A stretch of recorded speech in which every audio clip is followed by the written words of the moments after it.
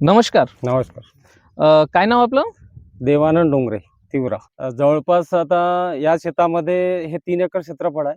बरं. त्यापैकी 2 व्हेरायट्या लावल्या होत्या मी. नेरीचा आणि यशोदा धनवान ह्या 2 व्हेरायट्या लावल्या होत्या आणि आपल्या कृषी केंद्रामधून मी हे व्हेरायटी आणलेली आहे. त्यांना म्हटलं होतं की बा मला 2 व्हेरायट्या पाहिजे कारण रिझल्ट घ्यायचा आहे. तर याची यशोदा धनवानची जी व्हेरायटी आहे समर्थ धनवान आणि हे 1 नंबर व्हेरायटी आहे. हां, हां. जवळपास आता अच्छा. तुम्ही इथे शेंग पण पाहू शकता. याच्यामध्ये शेंग पण जवळपास 3-3.5 इंच लांब आहे. बरोबर. जवळपास या शेंगीमध्ये 12 ते 13 दाणे आहे. हं, हं. त्याचबरोबर लागाला पण जसं पावसाळी म्हणतो आणि आपण, हे दाणे आहेत. पावसाळीपेक्षा बरोबर आहे असे. पावसाळीसारखीच आपल्याला शेंग पण आहे आणि लाग पण आहे याच्यामध्ये. ओके. जवळपास याच्यामध्ये आता 2 फवारण्या झालेल्या आहे.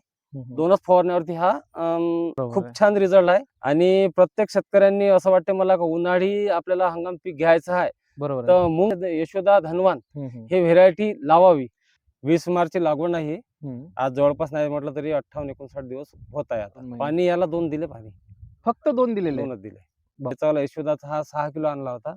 बाकीचा 10 किलो नेरीचा आणला होता. हं. तर समजून त्याला 1.5 एकराच्या जवळपास आहे. हिशोब वगैरे पाहतो म्हटलं आपण तर 4 किलो आता ह्या हिशोबानुसार पडला गेला, कमी झाला.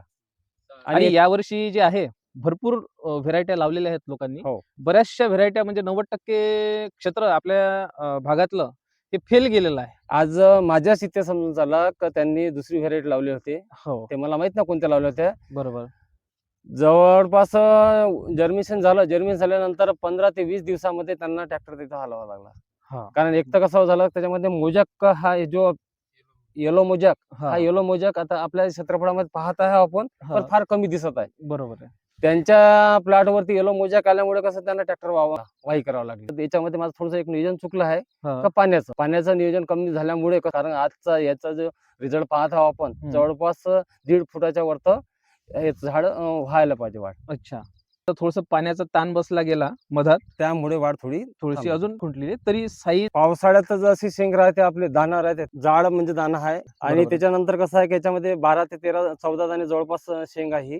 अच्छा. आणि विशेषतः म्हणजे खायला गेलं तर चवीला खूप व्यवस्थित लागते. चांगला आहे. पावसाळ्यात हे शेंग तशी लागत नाही, आता उन्हाळी शेंग लागत आहे आपल्याला. आज तुम्ही आणि पण खाऊन पहा त्याच्यामध्ये कसं हो, वाटतं हो, खाऊन हो. घ्या.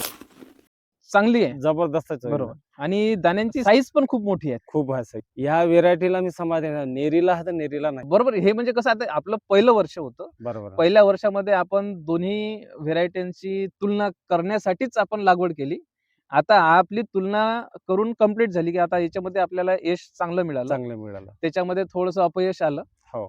म्हणजे आपल्या वातावरणामध्ये सूट होणारी व्हेरायटी हे यशोदा, आपल्याला यशोदाची समर्थ धनवान धन्यवाद. ही व्हेरायटी आपल्या परिसरामध्ये सूट झालेली आहे सूट झाली. आणि हे प्रत्यक्षात इथं आपल्याला दिसत आहे. दिसत आहे.